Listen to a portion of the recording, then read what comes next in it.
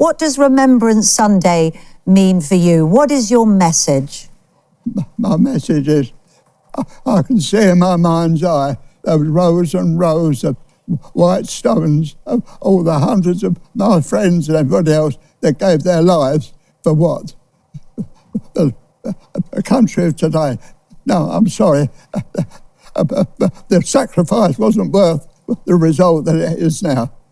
Oh, well, I'm sorry. What do you mean by that, though? At this point? What we fought for, and what we fought for was our freedom. We find that even now is darn sight worse than what it was when I fought for it. Oh, Alec, I'm sorry you feel like that, because I want you to know that all the generations that have come since, including me and my children, are so grateful for your bravery and all that for service personnel. And it's our job now, isn't it, to make it the country that you fought for. You absolutely fought for. Is it. And we will do. We want to... I'm so wonderful to know there are people like you that can spread the word around. We will do. Younger generation. And I guarantee that everybody watching at home will be wanting you to send sots of love. We've got another little bit special thing for you, Alec. We've got the D-Day darlings here. Come on over, guys. You've got a little special present for him. Ooh. Come and give it if you can, to thank you for all your many brave years of service and others like you.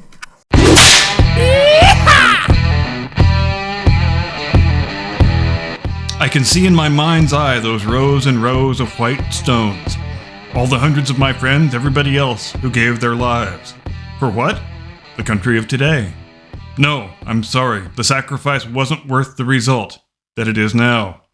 These are the words of Mr. Alec Penstone, age 100, arguably the most highly decorated veteran of the Royal Navy in the Second World War who remains living today, which he spoke earlier this morning on the ITV breakfast show, and I will append the relevant footage to the beginning of this video.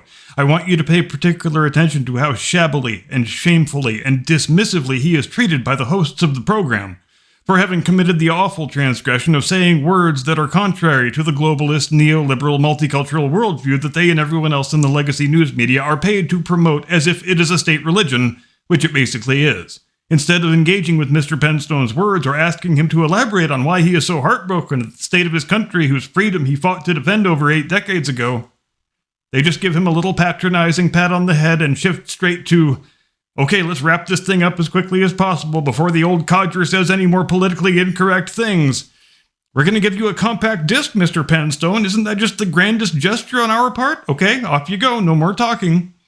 Why did they even bring Mr. Penstone into the studio? Because it's Remembrance Week, the week each November when the British media and the Canadian media and the Australian media still go through the motions of wearing the little poppy on their lapel and pretending they care about the commemoration of Armistice Day, which they really don't.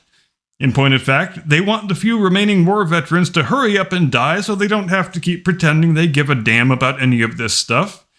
If they actually did care about this stuff, they would be very deeply interested in why men like Mr. Penstone think their service and their sacrifice and the lost lives of their friends and their comrades in arms was all a big waste of time. If they actually cared, they would view his words as a deep source of national shame, which they are. If they actually cared, they would want to live in a country that does right by its war veterans, rather than a country that fills them with despair. If they actually cared, their reaction wouldn't be, okay, old-timer, here's your little CD, now it's back to the care home, and we'll see you next November if you haven't died yet, which we hope you have. But on this program, we do care.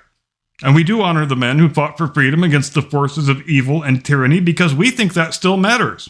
And men like Alec Penstone still matter. And what they think still matters.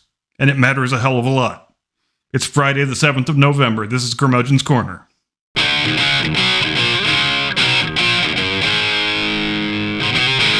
From high atop the battlements of Castle Curmudgeon, where you better put on a warm sweater before we get started, because we are going on the Arctic convoy today. Good afternoon, Mr. and Mrs. America and all ships at sea. Welcome to Curmudgeon's Corner. Let's talk about the life and the service record of Mr. Alec Penstone. On the outbreak of the Second World War, Alec Penstone is a 14-year-old factory worker living in Tottenham, North London. Yes, you heard right, a 14-year-old factory worker. When you were 14, you probably thought your biggest problem was getting acclimated to life in high school. But when you're a working-class Englishman born in 1925, high school is not a luxury that life affords you. Your schooling ends in what we in America would call the 8th grade. And you don't get to have any carefree adolescent teenage years. If your dad is a factory worker, then you will be a factory worker too, and your working career will begin as soon as you are physically robust enough to swing the tools that need to be swung. When the war begins in the summer of 1939 and the call goes out for military volunteers, Alec wants very badly to enlist, as most boys his age do, but according to the letter of the law, you can't enlist until you have reached your 18th birthday. But it's fair to say this requirement was loosely enforced, at best, and if you could pass for 18 and had a family member who was willing to lie on your behalf, you could enlist without much trouble at the age of 16 or 17.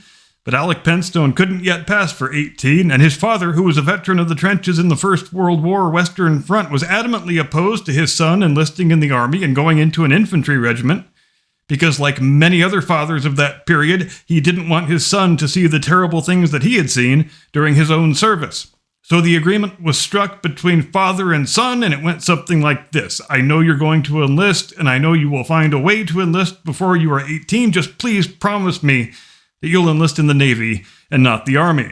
And Alec agrees to these terms. The British Expeditionary Force is driven into the sea in the Dunkirk evacuation in May of 1940. France has fallen. German bombers now have direct access to southern England, and the Battle of Britain rages throughout the second half of the year.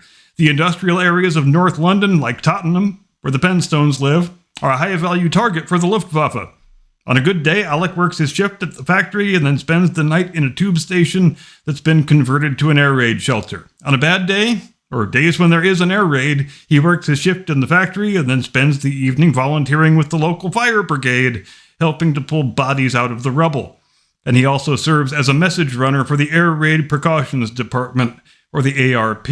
By 1942, he's 17 and can pass for 18, so per the agreement with his dear old dad, he duly enlists in the Royal Navy. He is trained as an ASDIC operator, which stands for Anti-Submarine Detection Investigation Committee. This is basically a very early, very primitive form of sonar by which the Royal Navy attempts to detect and interdict the presence of German U-boats. And it's in this capacity that he is assigned to the crew of the escort carrier HMS Campania for the first of what he refers to as 10.5 crossings of the Arctic convoys. There were a total of 78 Arctic convoys between August of 41 and May of 45. They generally originated in Canada, then they would cross to Iceland and then to Scotland, and then to the Soviet ports of Archangel and Murmansk. The objective was for civilian merchant ships to deliver humanitarian aid and military equipment and industrial raw materials to the Soviet Union under the terms of the Anglo-Soviet Agreement and the U.S. Lend-Lease program. The job of escorting and protecting the merchant ships falls primarily to the Royal Navy, with supporting roles played by the U.S. Navy and the Royal Canadian Navy. And the German Navy has a deep and abiding interest in stopping these convoys and sinking as many of the ships as possible. Operation Barbarossa has launched in June of 1941, and the Soviets are getting really hammered, pushed backward and backward and backward, which they will continue doing until the Americans and the British and the Canadians open up the second front in the West with the D-Day invasion of France in June of 44. Until then, the flow of aid and materiel coming in from the Arctic convoys is the only thing keeping the Russians in the fight. As a result of this strategic reality, the Arctic theater becomes the deadliest battleground of the naval war in Europe.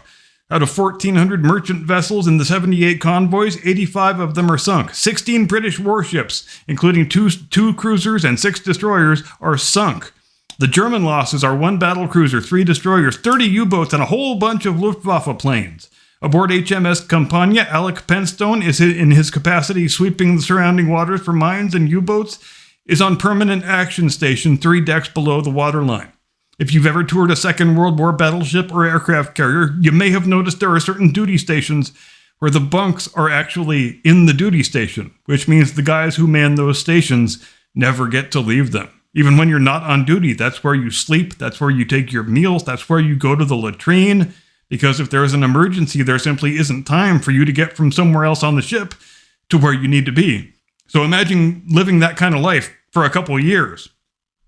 And obviously, if your ship gets hit by a torpedo or runs into a mine, you were just dead. There's no possible hope of survival.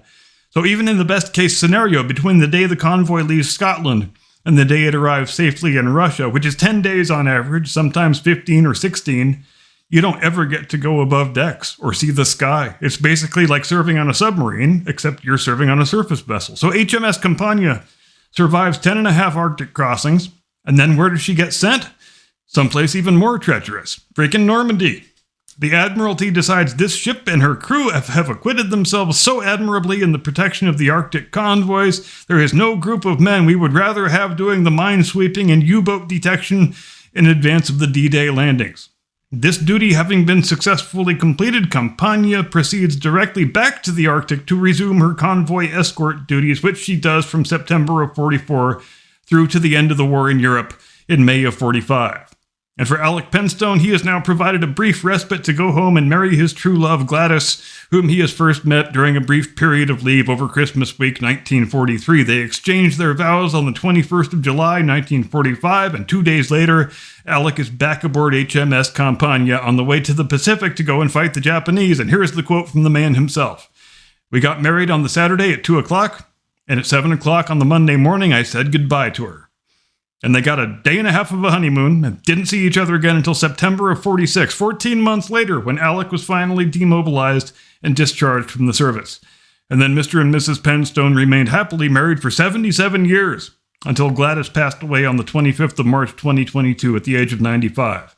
Alec Penstone served in combat on 3 oceans during the Second World War, which not a lot of men can say. And his list of decorations reflects that fact. The Arctic Star, the Pacific Star, the Atlantic Star, the 1935-45 Star, the War Medal, the Defense Medal. He also carries on his right breast a collection of Russian medals that he received in gratitude for his service on the the Arctic convoys, When a man like that tells his country they are getting things wrong, the correct response is not to hand him a compact disc and send him on his way back to the care home.